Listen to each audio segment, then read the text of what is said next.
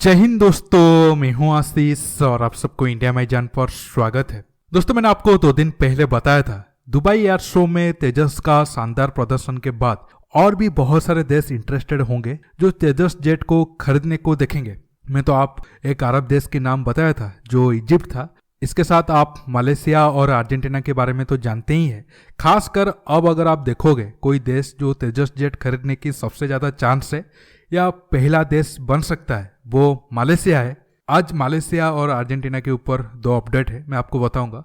जानेंगे कैसे पाकिस्तान और चीन जब वो देख रहे हैं मलेशिया की एयरफोर्स ऑफ तेजस जेट के लिए ज़्यादा इंटरेस्टेड है, जेफ 17 का चांस काफ़ी कम लग रहा है, तब वो एक तरीके से चाल चल रहे हैं कैसे भी करके वो जेफ 17 को मलेशिया को बेचे और तेजस जेट को मलेशिया की एयरफोर्स में शामिल होने से रोके। लेकिन दोस्तों, अब जो मलेशिया मीडिया का रिपोर्ट है उसी हिसाब से लगता है अब चीन और पाकिस्तान का साजिश जो तेजस के खिलाफ वो कर रहे हैं वो ज़्यादा सक्सेसफुल नहीं होने वाला है, क्योंकि अब जितने भी कॉम्पिटिटर है उनमें से तेजस जेट एक तरीके से सबसे आगे है। आगे मैं आपको पॉइंट वाइज समझाऊंगा। जानने के लिए आप आखिर तक के वीडियो को देखते रहिए और ज़्यादा से ज़्यादा लाइक शेयर करना बिल्कुल मत भूलिए। तो फ्रेंड, वीडियो में आगे जाने से पहले मैं आपको एक ऐप के बारे में बताना चाहता हूं जिसका नाम है बिनोवा ऐप, जहां से आप एक्स्ट्रा इनकम कर सकते हो। बिनोवा ऐप की खास बात यह है कि ये iOS और एंड्रॉयड दोनों प्लेटफॉर्म पर अवेलेबल है। इससे आप पता लगा सकते हो ये लीगल ऐप है। बिनोवा में आप मल्टीपल एसेट्स जैसे गूगल, गोल्ड या तक की मल्टीपल करेंसी जैसे अमेरिकन डॉलर, यूरोपियन यूरो आदि में ट्रेड कर सकते हो और इसमें 90% तक एक्स्ट्रा इनकम करने का मौका है। इसमें आपको ग्राफ की फोरकास्टिंग करना होता है कि ग्राफ ऊपर जाएगा या नीचे। मैं आपको करके दिखाता हूँ। जैसे कि मुझे लग रहा है ये एसेट्स का वैल्यू अब बढ़ेगा, तो मैंने 700 लगाकर ऊपर की ओर इन्वेस्ट कर दिया है और आप देख रहे हो ये ऊपर जा रहा है, ऊपर जा रहा है और ये देखो मेरा फोरकास्ट सही हो गया। बट अगर फोरकास्ट गलत हुआ तो आपको लॉस भी हो सकता है। अब आप सोच रहे होंगे आपको ये पैसे कैसे मिलेंगे। आप अपने पेटीएम या बैंक अकाउंट में पैसा निकाल सकते हो। मिनिमम डिपॉजिट 350 रुपया है। अगर आप मेरा प्रोमो कोड लगाकर जाओगे तो आपकी पैसा डबल हो जाएगा, यानी कि 350 700 रुपया हो जाएगा, 1000 2000 रुपया हो जाएगा। अगर आप मेरे डिस्क्रिप्शन में दिए हुए लिंक से जाओगे तो आपको ट्रेड प्रैक्टिस के लिए 65,000 डेमो अकाउंट में मिलेंगे। अब दोस्तों, भारत में 2 मिलियन बिनोमिस्ट है। क्या आप उनमें से एक बनना चाहते हो? तो नीचे दिए हुए लिंक में जरूर क्लिक करिए और बिनोमो को डाउनलोड करिए।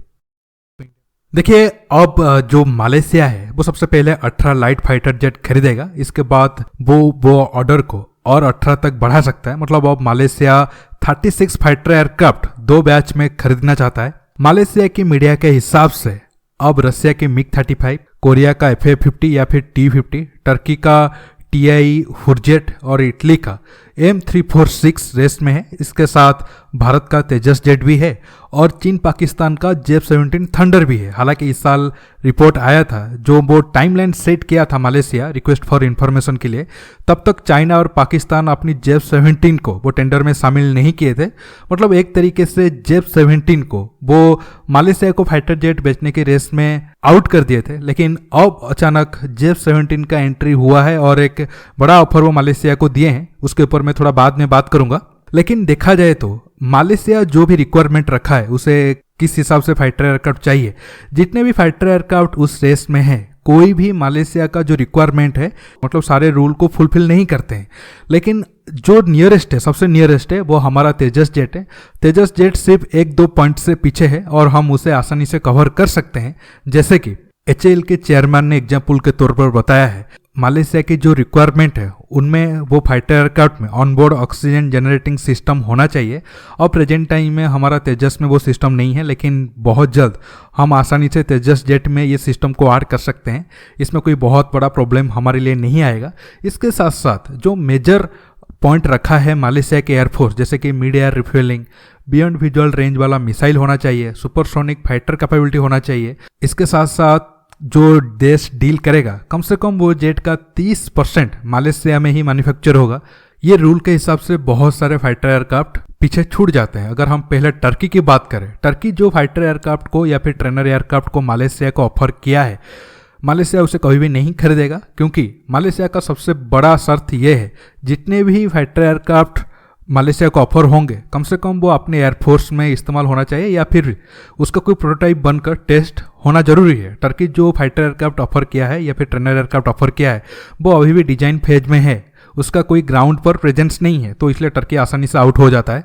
इटली की M346 की बात करें तो वो भी बहुत सारे जगहों पर पीछे छूट जाता है, जैसे कि उसमें एसआर रडार नहीं है, इलेक्ट्रॉनिक वारफेयर के लिए अच्छा सिस्टम नहीं है, विभर मिसाइल को लेकर भी वो जेट उतना अच्छा परफॉर्मेंस नहीं करता है। मिग 35 की बात करें, मिग 35 तो बहुत अच्छा जेट है, लेकिन प्रॉब्लम ये है खुद मालेशिया मिग 29 की परफॉर्मेंस से नाखुश होकर मिग 29 को 10-12 साल पहले ही रिटायर करके उसके बदले नया फाइटर एयरक्राफ्ट खरीदने के लिए जा रहा है, तो कभी भी मालेशिया मिग 35 को सिलेक्ट नहीं करेगा। अब आते हैं जेफ 17 के ऊपर। देखिए जेफ 17 में भी बहुत सारे इशू है, मतलब मालेशिया के हिसाब से जो पॉइंट रखा गया है उस हिसाब से प्रॉब्लम है। जैसे कि जेफ 17 का जो ब्लॉक 1 और ब्लॉक 2 है उसमें मिड एयर रिफ्यूलिंग को लेकर कोई सिस्टम था नहीं। ब्लॉक 3 अभी भी टेस्टिंग फेज में, हालांकि कुछ महीने के बाद पाकिस्तान को मिलेंगे, लेकिन ग्राउंड पर उसका बहुत ज़्यादा टेस्ट तो नहीं हुआ होगा। एसआर रडार भी पहले ब्लॉक 1 ब्लॉक 2 में नहीं था, ब्लॉक 3 में दिया तो गया है, लेकिन कितना स्ट्रांग है वो भी एक बड़ा सवाल है। इसके साथ साथ मालेशिया का चीन के साथ विवाद है, तो वो चीन से फाइटर एयरक्राफ्ट खरीदेगा चीन के खिलाफ लड़ने के लिए, ये तो बहुत बड़ा बेवकूफ़ी भरा स्टेप ही होगा। लेकिन चीन स्मार्टली पाकिस्तान के नाम पर मालेशिया को ये फाइटर एयरक्राफ्ट बेचने की कोशिश कर रहा है।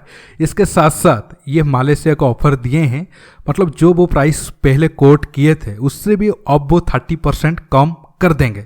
देखा जाए तो ये एक तरीके से पाकिस्तान और चीन का नुकसान ही है, लेकिन वो नुकसान उठाने के लिए भी तैयार है, ताकि क्योंकि अब भी बहुत सारे देश है जो जेफ 17 या फिर तेजस जैसे लाइट फाइटर एयरक्राफ्ट खरीदने की और बहुत ज़्यादा इंटरेस्टेड है। तो चाइना नहीं चाहता है ये जो मार्केट है उसके हाथ से चला जाए। अगर ये डील से उसे कुछ लॉस भी हो जाए तो बाकी दूसरे देशों को वो फाइटर एयरक्राफ्ट बेचकर मतलब वो नुकसान को वो भरपाई कर देगा, या फिर बाद में मेंटेनेंस के नाम पर या फिर मिसाइल के नाम पर वो पैसों को वो कवर कर देंगे। क्योंकि दोस्तों वो फाइटर एयरक्राफ्ट बेचकर एक देश को इतना फायदा नहीं होता है, बाकी 15-20-30 साल में मेंटेनेंस मिसाइल वगैरह बेचकर बहुत ज़्यादा फायदा होता है, 2 से 3 गुना ज़्यादा फायदा होता है। तो चीन पाकिस्तान ये स्मार्टली गेम खेलने की कोशिश कर रहे हैं ताकि वो तेजस जेट को मालेशिया की फाइटर एयरक्राफ्ट जितने की रेस से पीछे कर पाए, या फिर साउथ कोरिया की T-50 को, लेकिन ये प्लान भी उनका काम नहीं आएगा।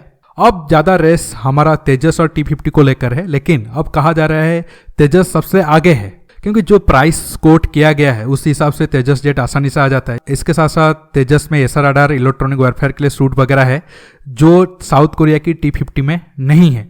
इसके साथ साथ अगर साउथ कोरिया अपनी एयरक्राफ्ट को मॉडिफाई करके बहुत सारा सिस्टम ऐड भी करेंगे तो वो जेट ज़्यादा कॉस्टली हो सकता है। तो ये सारे वजहों को देखकर अब ये उम्मीद ज़्यादा लगाया जा रहा है मालेशिया तेजस जेट खरीदने को लेकर पहला देश बन सकता है। अब मैं अर्जेंटीना की ओर आ रहा हूँ।